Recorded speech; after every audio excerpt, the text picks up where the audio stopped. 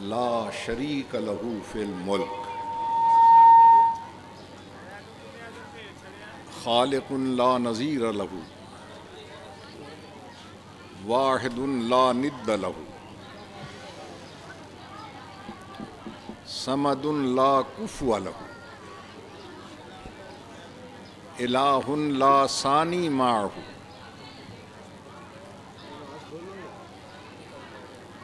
وفاطر لا شریک لہ ورازق لا معین لہ والصلاة والسلام علی النبی الامی المکی المدنی الابتہ التہامی السید البہی والسراج المضیء والکوکب الدری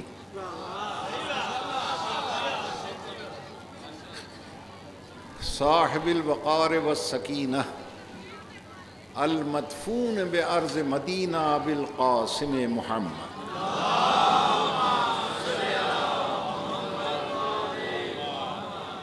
وعلی عطرتہ الطیبین الطاہرین المعصومین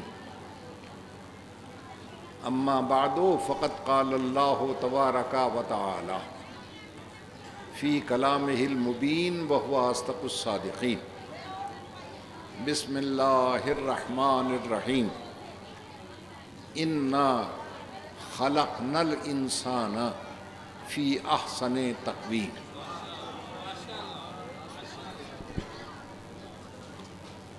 حضرات محترم، انسان کی تخلیق اللہ کا وہ عظیم کارنامہ ہے کہ جسے خلق فرما کر فخر سے کہتا ہے انا خلقنا الانسان، انسان کو میں نے نہیں ہم نے بنایا۔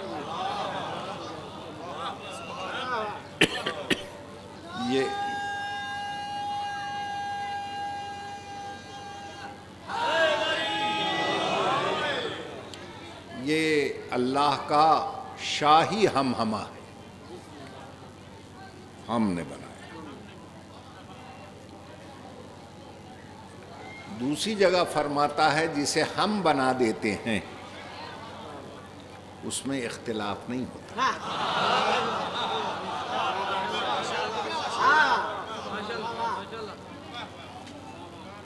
دیکھو نا، جسے تم بناتے ہو اس میں تمہارا کمال ہوتا ہے،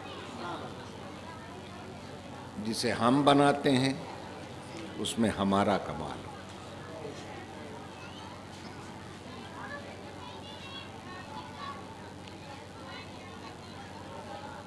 تم کسی بیماری کا شکار ہوتے ہو تو تم بناتے ہو۔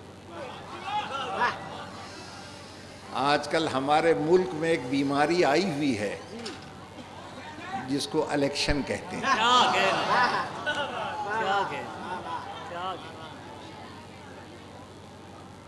اور جب اس بیماری کے جراثیم پھیلتے ہیں تو اس کے مریض کی ایک ہی پہچان ہے، آپ چپ کر کے چلے جا رہے ہوں اور ایک گاڑی والا آ کر بریک لگا کر پوچھے میں آپ کو گھر چھوڑا ہوں؟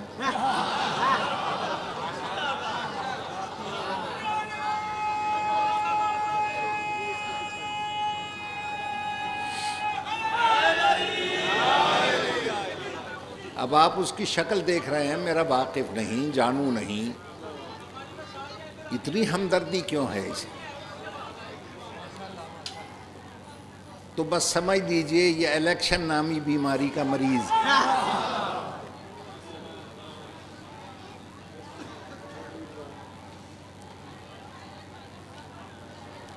اللہ کہتا ہے میں الیکشن سے نہیں بناتا،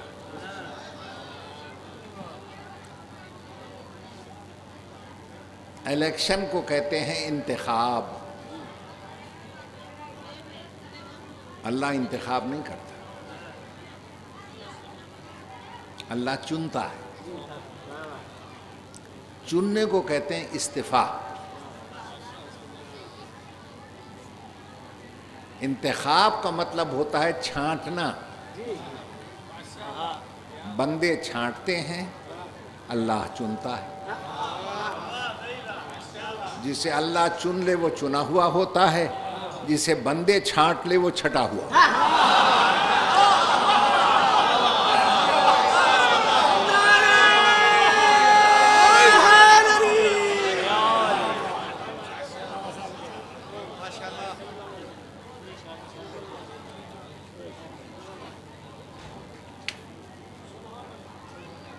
اگر اللہ بھی الیکشن کرانے لگے اور اپنا نمائندہ کھڑا کر دے، مقابلے میں آ جائے شیطان، اللہ والے کی تو ضمانت ضبط ہو جائے گی۔ یقین نہ آئے تو ووٹ گن کے دیکھ لو، مجلس میں کتنے ہیں، فلموں میں کتنے ہیں۔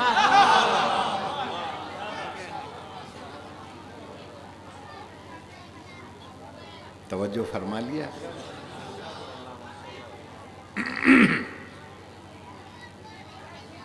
اور جسے اللہ چنتا ہے اس میں اس کا کمال ہوتا ہے، جسے بندے چھانٹتے ہیں اس میں بندوں کا کمال ہوتا ہے۔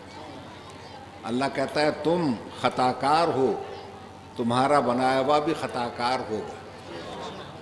ہم منزہ عن الخطا ہیں، ہمارا بنایا ہوا معصوم ہوگا۔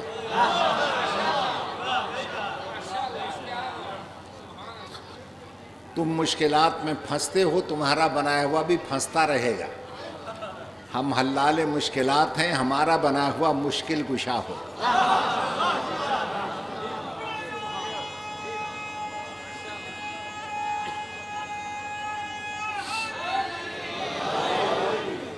سیدھی سی بات ہے، جو تمہارے گھر سے آئے گا وہ تم جیسا ہوگا، جو ہمارے گھر سے آئے گا وہ ہم جیسا۔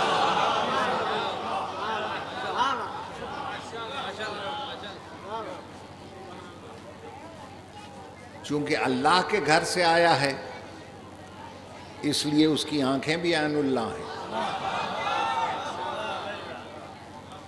اس کے کان بھی اذن اللہ ہیں، اس کی زبان بھی لسان اللہ ہے۔ ابھی میرے بھائی ذاکر صاحب فرما رہے تھے کہ بعض مولوی کہتے ہیں یہ القابات دے کر علی کو حد سے بڑھا دیا۔ توجہ چاہتا ہوں، میں سوچ رہا تھا کہ پیغمبر نے علی کے کانوں کو اللہ کا کان کہا، آنکھوں کو اللہ کی آنکھیں کہا، زبان کو اللہ کی زبان کہا، ہاتھوں کو اللہ کے ہاتھ کہا، پاؤں کو اللہ کا پاؤں کیوں نہیں کہا؟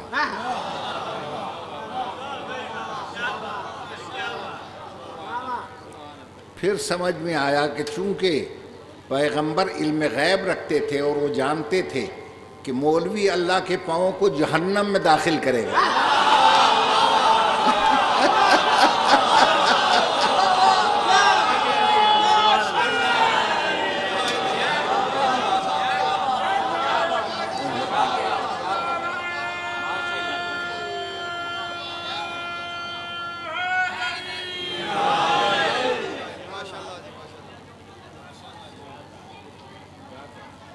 ماہرین نفسیات نے جو بڑے پڑھے لکھے ہیں انہوں نے انسان کو دو حصوں میں تقسیم کیا ہے۔ There is men within, there is men without. ایک انسان کا اندرونی انسان ہوتا ہے، ایک انسان کا بیرونی انسان ہوتا ہے۔ جتنی تمنائیں خواہشات اندر چھپی ہوئی ہیں وہ اندرونی انسان ہے، اور جو نظر آتا ہے وہ بیرونی انسان۔ اور بڑے پڑھے لکھے یورپ کے ماہرین نے بتایا کہ اندرونی انسان بیرونی انسانوں کے جھرونکوں سے جھانکتا، آنکھیں بتا دیتی ہیں کہ اندر کیا چھپا ہوا ہے۔ نہیں ابھی نہیں سمجھا سکا۔ باعفت و عصمت شریف خاتون کے دیکھنے کا انداز اور ہوتا ہے، بازاری عورت کے دیکھنے کا انداز اور ہوتا ہے۔ اندر کی نفاست اور خباثت آنکھوں سے جھانکتی ہے، تو جب اندر کی چیز آنکھوں سے جھانکتی ہے تو ملاؤں سے میں کہتا ہوں عین اللہ ہو جانا تماشا نہیں ہے.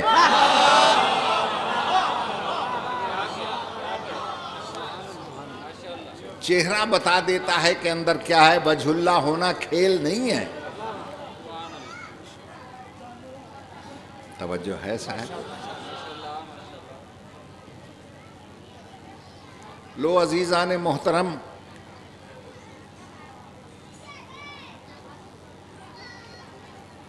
اللہ نے ہمیں انسان بنایا،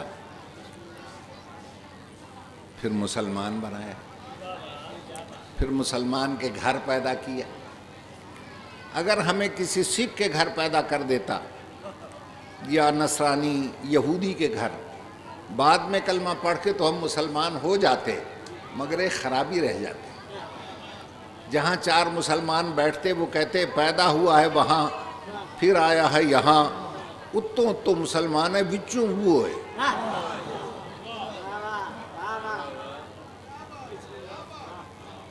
کیونکہ انسان کی فطرت ہے جو جس گھر میں پیدا ہو جائے وہ لاکھ انکار کرے میں وہ نہیں ہوں، لوگوں کو شک رہتا ہے وچوں وہی ہے.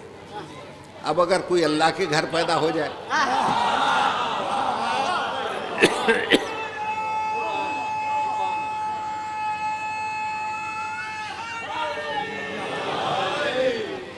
زندگی بھر کہتا رہا میں وہ نہیں ہوں، نصیری کو آج تک شک ہے ہو نہ ہو وچوں وہی ہے.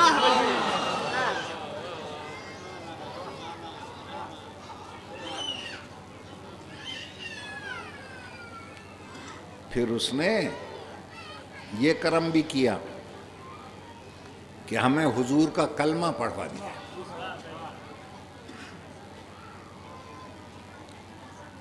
لا الہ الا اللہ محمد الرسول اللہ. اب مولوی پوچھتے ہیں یہ علی ولی اللہ کتوں آ گیا؟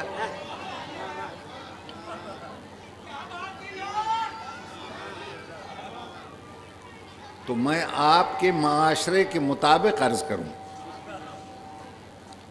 کلمہ مسلمان کی سب سے بڑی قسم ہے. کوئی چور ڈاکو کلمہ بھر کے قسم کھا لے تو پولیس بھی چھوڑ دیتی ہے کہ کلمے دا یقین کرو نہیں تو کافر ہو جائیں گے، مسلمان نہیں رہیں گے، چھوڑ دو اسے. ملاؤں نے پوچھا علی کو کیا مانتے ہو؟ ہم نے کہا ولی مانتے ہیں. ملا کو یقین نہیں آیا، ہم اسے یقین دلانے کے لیے پہلے کلمہ بھر کے قسم کھاتے ہیں لا الہ الا اللہ محمد رسول اللہ. مسلمان ہے تو یقین کر علی ولی اللہ.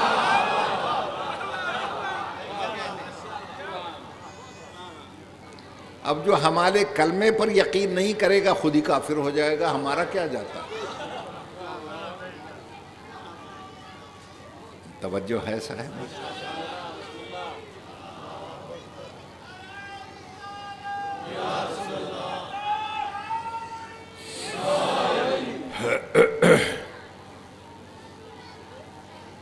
پھر ہمارے فانوس دماغ میں شمع عقل روشن کر دی اور اختیارات کی قوت دے کر کہا انا ہدیناہ السبیل اما شاکرا و اما کفورا. ہم نے تجھے ہدایت بھی کر دی ہے سبیل کی، چاہے سیدھی راہ پہ چل کے شکران نعمت کر یا غلط راہوں پر چل کے کفران نعمت کر، یہ اختیار تجھے حاصل ہے. ایک دن ہم رکھتے ہیں قیامت کا، اس دن پوچھیں گا کس راہ پہ چل کے آیا تھا. گھبرا تو نہیں گیا؟ وہ ذرا سے اختیار کی قوت ہاتھ میں لے کر انسان زمین پہ جال بن کے بچھ گیا، آسمانوں پہ کمندے ڈالنے لگا، ہوا اس سے نہ بچی، فضا اس سے نہ بچی، زمین اس سے نہ بچی، آسمان اس سے نہ بچا. سمندر کی ہیبت ناکی کو چیلنج کر کے اس کی موج سے موج ٹکرا دی.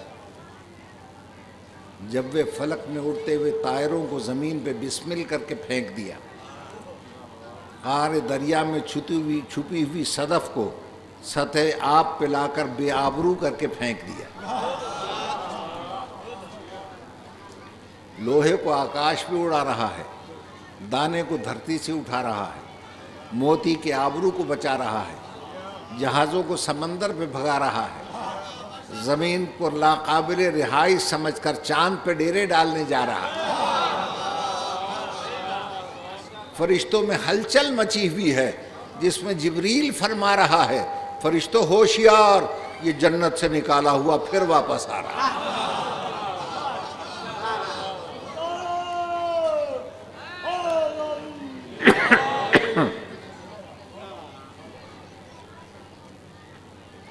نہ اس کی بلندی کی کوئی حد ہے، نہ اس کی پستی کی کوئی انتہا ہے۔ بلند ہونے پہ آئے تو وہاں تک جاتا ہے جہاں سے آگے جاتے ہوئے فرشتوں کے پر جلتے ہیں۔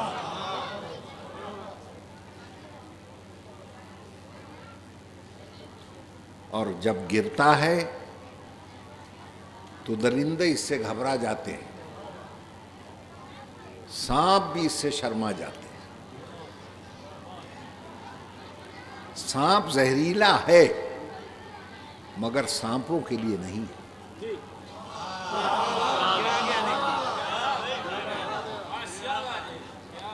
بھیڑیا خون آشام ہے مگر بھیڑیوں کے لیے نہیں،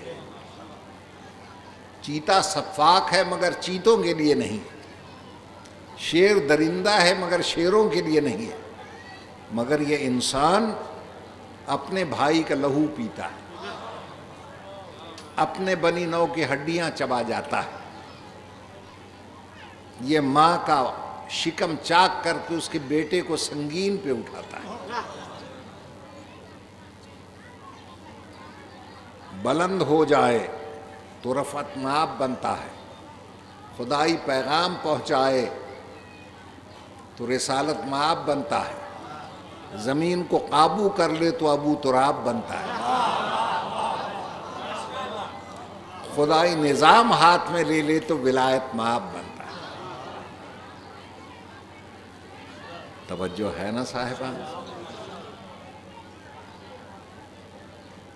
عزیزان محترم، پھر انسانوں کی دو قسمیں ہیں،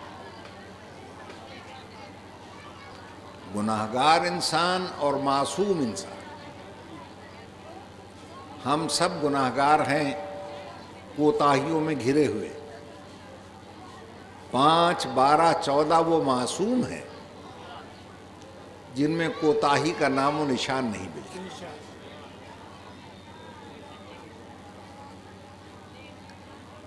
بعض مولوی بیچارے سلپ ہو جاتے ہیں، کہتے ہیں نبی اکرم میں سارے ہی کمالات ہیں مگر ایک ذرا سی کمی بھی ہے کہ جان بوجھ کے تو نہیں کرتے، کبھی کبھی بھول کے غلطی کر جاتے ہیں۔ اے بھائی، یہ بھول جانا ہی تو سب سے بڑی غلطی ہے۔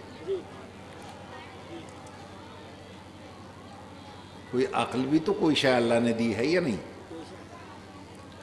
میں نے کہا یار مجھے علاج کے لیے کوئی اچھا ڈاکٹر بتلائے۔ آپ نے کہا ڈاکٹر بہت قابل ہے لیکن اس میں ایک کمی ہے، کبھی کبھی نسخے میں دوا کی جگہ زہر لکھ دیتا ہے۔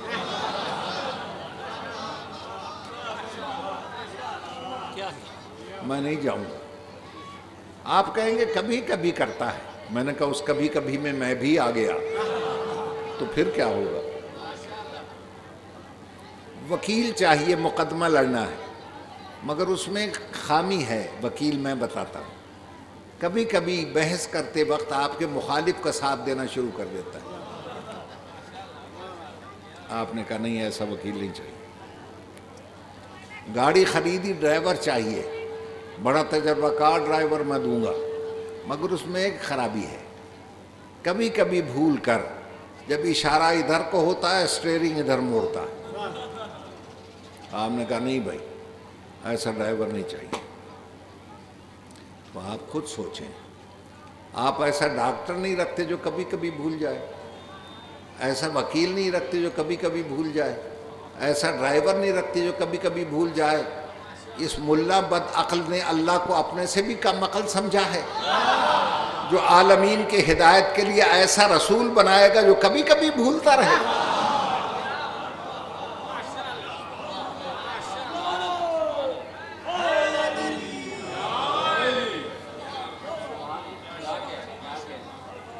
میں سنی شیعہ سارے علماء سے پوچھتا ہوں، مجھے سوچ کے بتانا، کیا آج تک کسی نے کسی عیب دار کی قسم کھائی ہے؟ میرے خیال میں جن تک میری آواز نہیں جا رہی وہ قسم کھاتے ہوں. کسی نے قسم کھائی ہو، قسم مجھے تیرے ٹیڑھے منہ کی، تیری کٹی ہوئی ناک کی قسم. معلوم کوئی کسی عیبدار کی قسم نہیں کھاتا. اور اللہ کیا کہتا ہے؟ لعمرک، اے رسول مجھے تیری ساری زندگی کی قسم.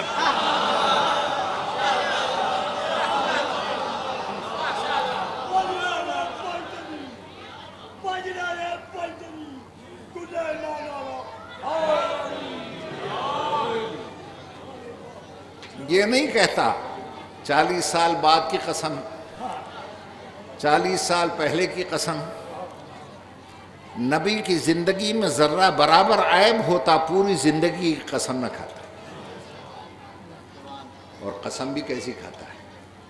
لا اقسم بہذا البلد وانت حل بہذا البلد.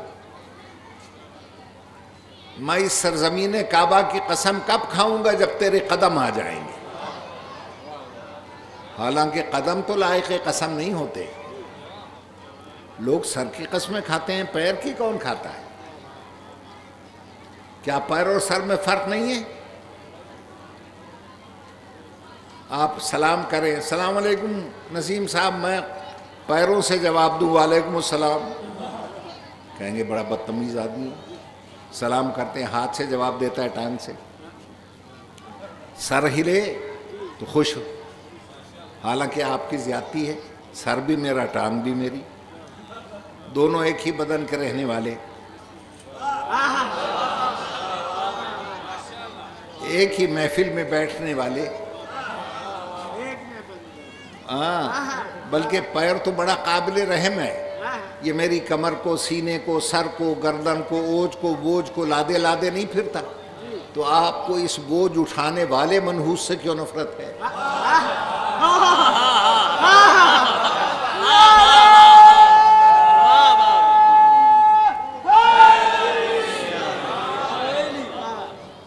نہیں ابھی میں نہیں سمجھا سکا. سر والا اتار کے یعنی ٹوپی آپ کے قدموں پہ رکھ دوں، پچھلے گناہ بھی معاف نہیں کر دو گے؟ بولو، کر دو گے نا؟ اور اگر پیر والا اتار کے سر پہ رکھ دوں، مار ڈالو گے جان سے. آپ کہیں گے پیر والے کی عزت نہیں ہوتی، سر والے کی عزت ہوتی.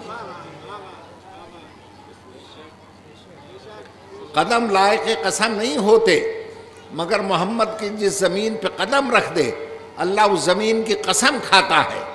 اب مجھے سوچ کے بتلاؤ کہ اگر محمد کے قدم آ جائیں، کسی زمین پہ محمد قدم رکھ دے، وہ زمین قابل قسم ہو جائے، اور اگر کسی منہ میں زبان رکھ دے،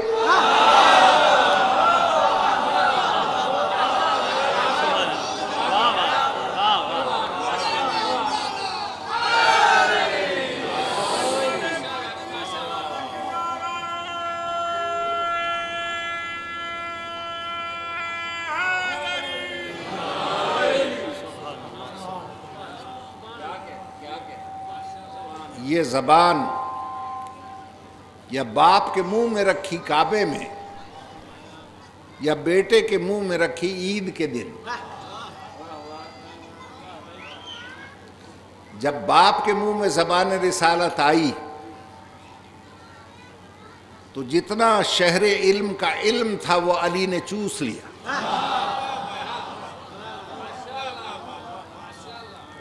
بن گیا باب العلم. توجہ ہے یہ نہیں؟ اور جو علم علی کے چوسنے سے بچ گیا وہ علی کے بیٹوں نے ابا کا مال سمجھ کے چوس لیا.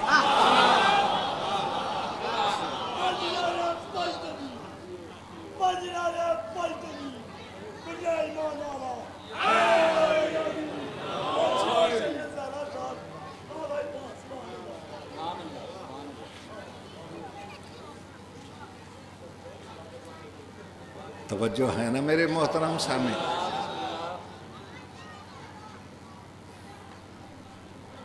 عزیزان محترم،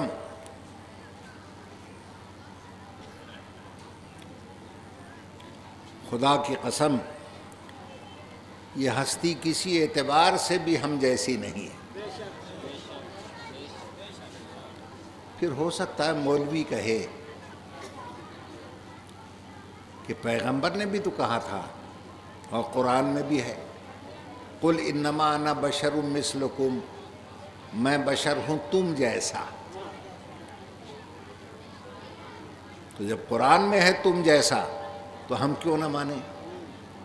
میں مولوی سے پوچھتا ہوں یہ تم جیسا کس سے کہا تھا؟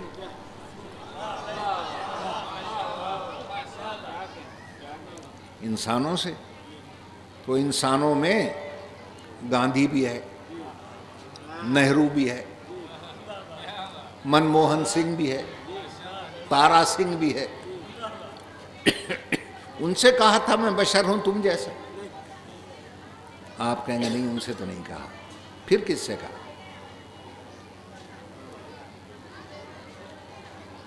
کہ ہو سکتا ہے عرب والوں سے کہا ہو، تو ان میں ڈاکو بھی تھے، بت پرست بھی تھے، ان سے کہہ رہا تھا میں بشر ہوں تم جیسے؟ آپ کہیں گے نہیں، ہو سکتا ہے صحابہ کرام سے کہا ہو، تو مشکات شریف میں ہے کہ صحابہ کرام پیغمبر کے ساتھ بیٹھتے تھے اور لوگ اپنی کھجوریں بطور تحفہ نبی کو دیتے تھے، تو نبی پوچھتے تھے ہدیتن ام صدقہ، ہدیہ ہے یا صدقہ ہے؟ ان قالا ہدیہ، اگر وہ کہتا ہدیہ ہے خود کھاتے بچوں کو بھی کھلاتے، وَإِن قَالَ صَدَقَةً، اور اگر وہ کہتا یہ صدقہ ہے، فَقَالَ لِأَصْحَابِهِ، صحابہ کرام سے فرماتے تو سکھاؤ۔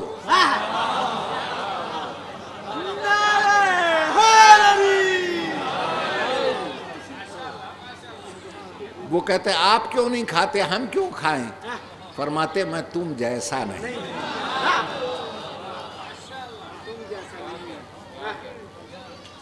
تم صدقہ کھاؤ۔ اور ایک فقرہ اور کہہ دوں اگر آپ اجازت دیں، اور جس نے سب سے زیادہ صدقہ کھایا وہ آج تک صدیق کہلاتا ہے۔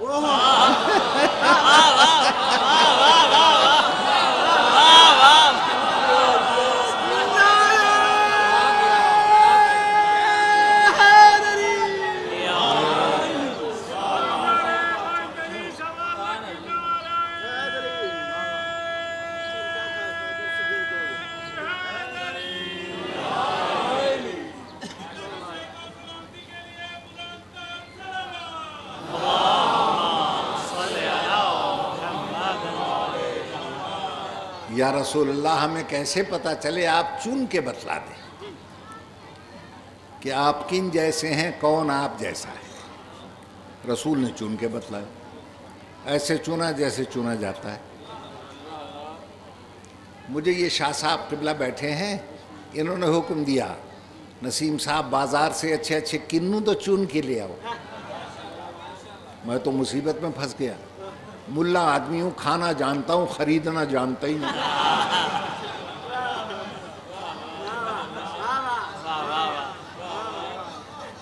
اگر کہتے ویسے ہی لے آؤ تو میں لے آتا، ارشاد ہے چن کے لاؤ۔ پیسے دے دیے، ایک چادر دے دی، کھڑا ہوا منڈی میں، لگا ہوا کنوں کا ڈھیر، حکم ہے چن کے لاؤ۔ پہلے میری آنکھوں نے چنا ڈھیر پر نظر ڈال کے،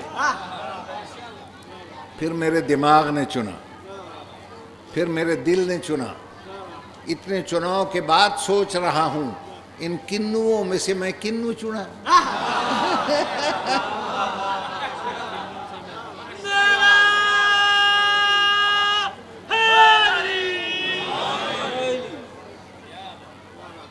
اور جب چنے ہوئے 5-8 دانے میری نظروں میں آ گئے، میں نے چادر بچھائی، جو چنا وہ چادر میں۔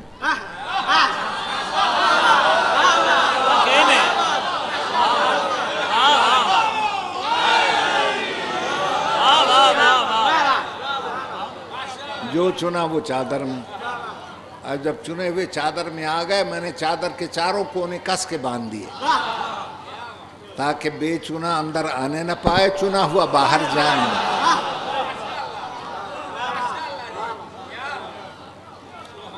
اور جب میں لے کے چلنے لگا کنوؤں کے ڈھیر میں سے ایک بڑی میٹھی میٹھی خوبصورت موسمی کھسک کے اندر آ رہی. میں نے کہا خیر نال ہے بڑی میٹھی مگر وہیں رہنا, اندر نہیں آنا.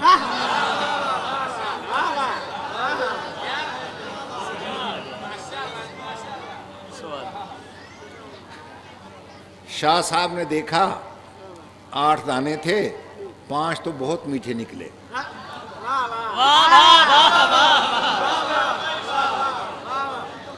کچھ نکل گئے کھٹے داغدار, ان کی تو آنکھیں سرخ ہو گئیں.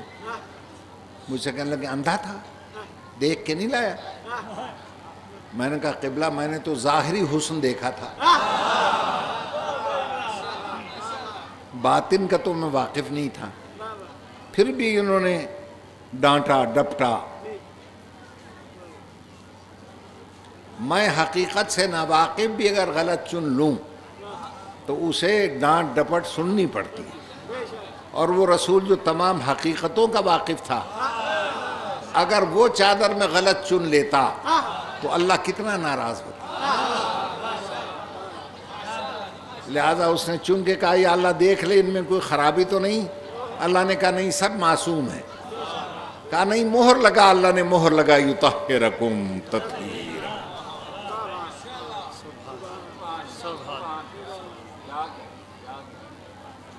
فقال علی علیہ السلام, تو جناب امیر المومنین نے فرمایا بکا قد فضلنا مسعودنا یا رسول اللہ, یہ ساری فضیلت ساری سعادت چادر کے نیچے ہمیں آپ کی وجہ سے ملی.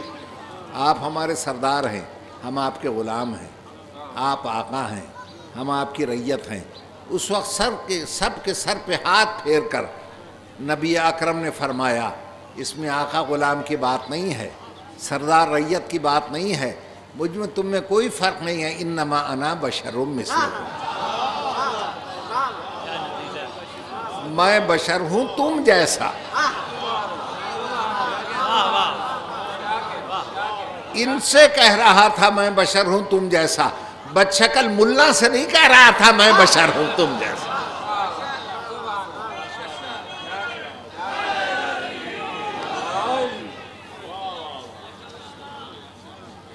اور جیسے ہی پیغمبر نے فرمایا نا اللہم ہؤلاء اہل بیتی, یا اللہ یہ ہیں میرے اہل بیت, تو فرشتوں میں ہلچل مچ گئی. یہ لفظ ہؤلاء فرشتوں نے پہلے بھی سنا تھا. جب آدم اور ان کا جھگڑا ہوا خلافت پر تو یہ چاہتے تھے خلافت ہمیں ملے. اللہ نے کہا انبئونی باسماء ہؤلاء, ان ہؤلاء کا نام بتا دو تم لے جاؤ خلافت. فرشتوں کو نام نہ آئے. آج جب پیغمبر نے کہا یہ ہؤلاء میرے اہل بیت ہیں تو فرشتوں نے اپنے سردار جبریل سے کہا تھا جلدی سے پوچھ لے یہ وہی ہؤلاء ہیں جن کے نام نہیں آئے تھے.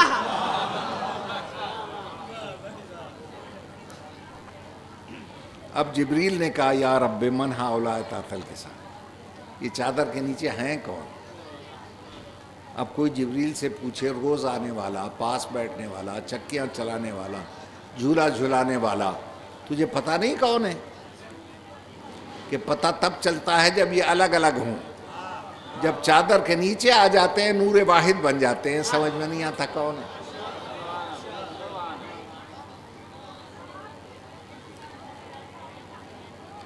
تو اللہ نے تو میلی شروع کر دی. انی ما خلقت السماء مبنیہ ولا ارضا مدھیہ ولا قمرا منیرا ولا شمسا مضیہ ولا بحرا یجری ولا فلکا تسری الا لاجل ہؤلاء هم تحت الکساء.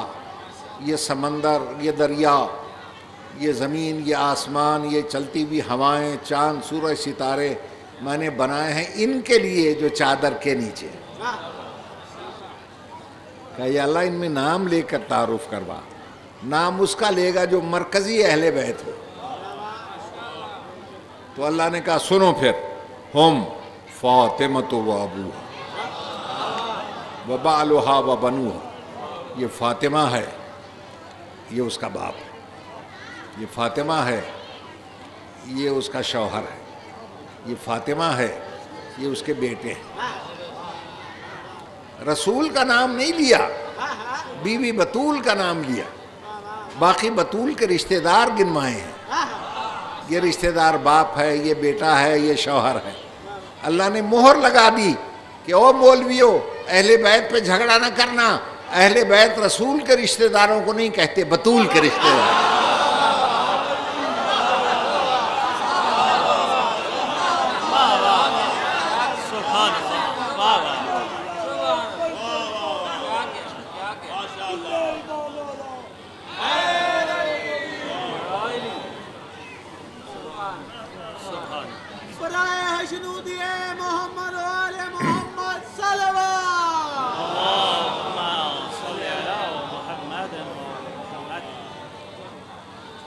تو مرکز اہل بیت ہے جناب سیدہ،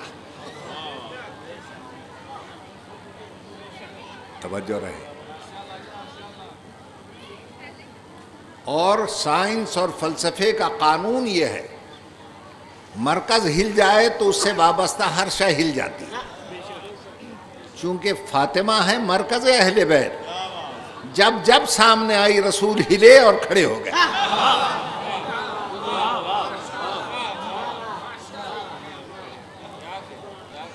جب پیدل چل کے آئی تو ہی نہیں کھڑے ہوئے، 2.5-3 سال کی تھی، گھٹنوں چل کے آئی تو کھڑے ہو گئے، 10-12 سال کی آئی تو کھڑے ہو گئے۔ حضرت عائشہ کا فرمان ہے، میں دیکھ رہی تھی کہ بخار بھی تھا، رسول کمزور بھی تھے، سیدہ حجرے میں آئی، کوہنیوں کی ٹیک لگا کر کھڑے ہو۔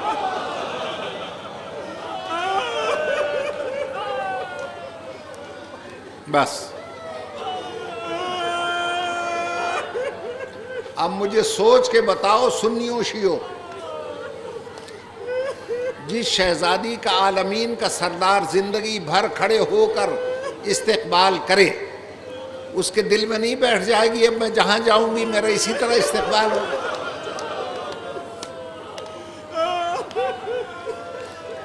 وہ یہی سوچ کے ایک جگہ چلی گئی، جسے آتے ہی رسول کھڑے ہو کے بٹھا دیتے تھے، 4 گھنٹے کھڑی رہی۔ کسی کی زبان سے نہ نکلا، کوئی کہہ دیتا تھک گئی ہوگی بیٹھ جا۔ رحمت کی بیٹی تھی، بڑے آرام سے بات کر رہی تھی، نہ طبیعت میں غصہ نہ مزاج میں تیزی، فرما رہی تھی میرے باپ کے دوستوں مجھے پہچانو، میں فاطمہ ہوں۔ اچھی طرح جانتے ہو میرا باپ مجھ سے کتنی محبت کرتا تھا، میں تم سے حکومت یا دولت لینے نہیں آئی، میرے بچوں کا واحد گزارا زمین کا ٹکڑا ہے، مجھے واگزار کر دو۔ کیا جواب ملا؟ جو بھی ملا سن کے گھر آ گئی۔ گھر کے دروازے پہ کھڑی تھی چھوٹی فاطمہ، اس نے بسم اللہ کہہ کے ماں کا استقبال کیا اور صرف اتنا پوچھا، اماں دربار میں کیا گزری؟ حوصلے سے سننا، بیٹی کا سر چوم کے ایک جملہ کہا، جو حالت آج میں دیکھ کر آئی ہوں نا، اگر یہی حالت رہی تیری چادر کی خیر نظر نہیں آتی۔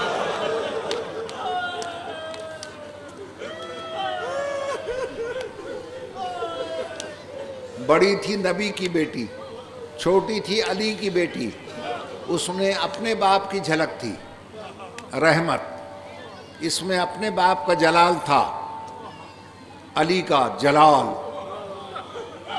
وہ چلتی تھی تو نبی لگتی تھی، وہ بولتی تھی تو علی لگتی تھی، دونوں میں کوئی شے اکٹھی نہ ہوئی۔ اب اسے میں انقلاب کہوں یا ایکسیڈنٹ، ایک شے دونوں میں جمع ہو گئی، دونوں کو دربار جانا پڑا۔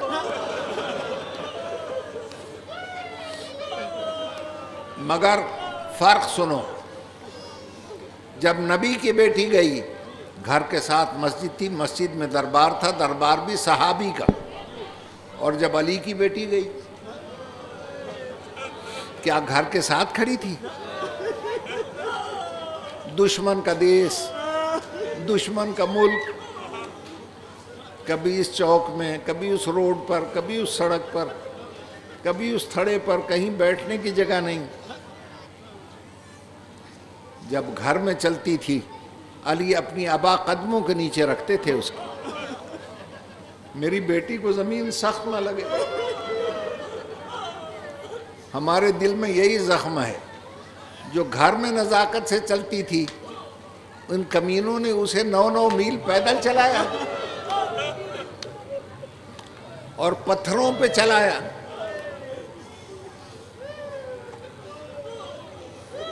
اچھا پوچھو علماء سے، پوچھو ذاکرین سے، جسے 9 میل چلاتے رہے، سر پہ تو چادر نہیں تھی، کیا پاؤں میں جوتیاں تھیں؟ جوتیاں تو شام غریبہ خیموں میں جل گئی تھی، کیسے چلی ہوگی 9 میل؟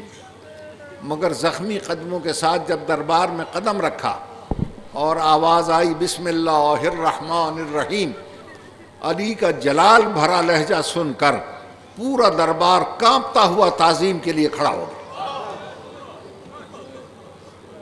ایک نابینا صحابی بیٹھے تھے، ابو برزہ اسلمی ان کا نام تھا، آنکھوں سے اندھے تھے، ساتھ والے سے کہتے ہیں مجھے نظر نہیں آ رہا، کیا دربار میں علی بول رہے ہیں؟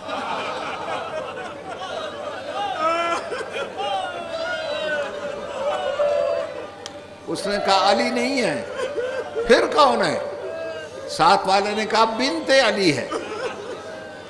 اس نے کہا ہاں علی کی بیٹی اور لفنگے کا دربار؟ کیسے آئی ہے؟ ساتھ والا کہتا ہے آئی نہیں، لائی گئی ہے۔ اس نے کہا لائی گئی ہے؟ انہوں نے کہا شکر کر تیری آنکھیں نہیں ہیں، تو نے دیکھا نہیں، وہ تو ننگے سر بھی ہے، اس کے ہاتھ بھی گردن سے بندھے ہوئے ہیں۔ وہیں سے کہتا ہے میں تیرے نانا کا صحابی ہوں، گھبرانا جانا، میں مدد کے لیے آ رہا ہوں۔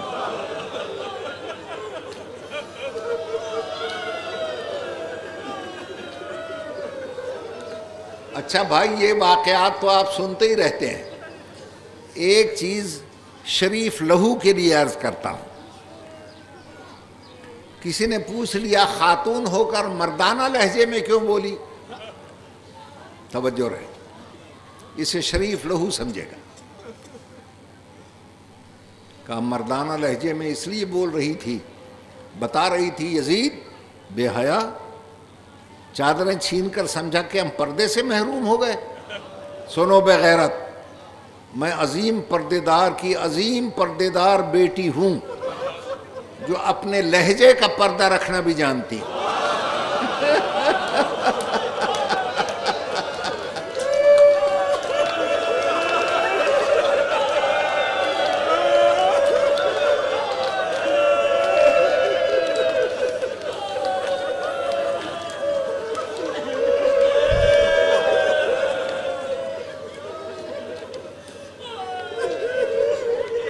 میں اپنی آواز کا پردہ رکھنا بھی جانتی ہوں، میں ان بے غیرتوں میں اپنی آواز کو بے پردہ کیوں کروں؟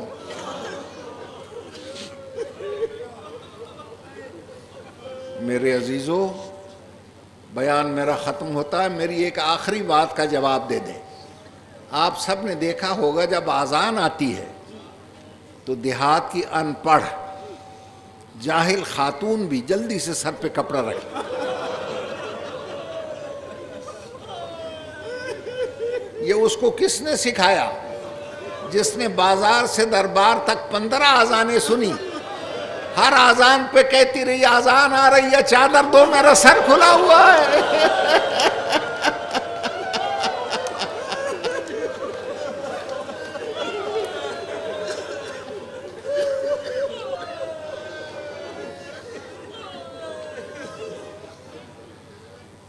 بس عزیزو، بہن بھائیوں کی قسمت عجیب تھی، بھائی پانی مانگتا چلا گیا، نہیں ملا، بہن چادر مانگتی چلی گئی۔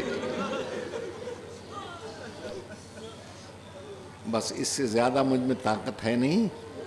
اللہ آپ کی عبادت قبول کرے، بانی مجلس کو اللہ اس سے زیادہ توفیقات سے سرفراز کرے۔ سنی شیعوں میں اتنا اتحاد پیدا کر دے کہ ہمارا ملک امن کا گہوارہ ہو جائے اور ہمارے ملک کو نظر بد سے محفوظ. اچھا عزیز و زندگی رہی تو پھر ملیں گے انشاءاللہ. خدا حافظ.